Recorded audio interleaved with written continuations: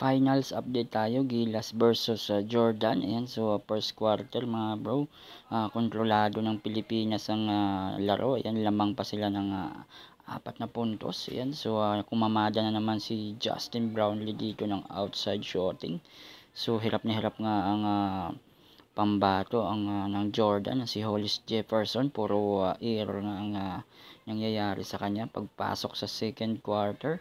Ayan, pagpasok ng 4 minutes, lumamang ng 13 puntos ang Pilipinas, ngunit sa pagpasok ng 2 minutes na lang ay nakabawi, nag-comeback ang Jordan sa pamumuno ni Hollis Jefferson. Ayan, so nag-celebrate ang player dito ng mga Jordan, nagtabla ang score sa 31-all. Ayan, so may buzzer beater pa ditong kinamada si Hollis Jefferson, ngunit hindi nga ito kinount ng referee na counted. Ayan, so tuwan-tuwa nga ang fans dito ng Jordan na nakahabol ang kanilang kupunan sa 31-all. Ayan, so end of the first half mga bro, no? So ni-review pa ng referee na kung counted ba ang tinirang 3-point shot ni Hollis Jefferson. So nagtapos ang score sa 31-all sa first half ng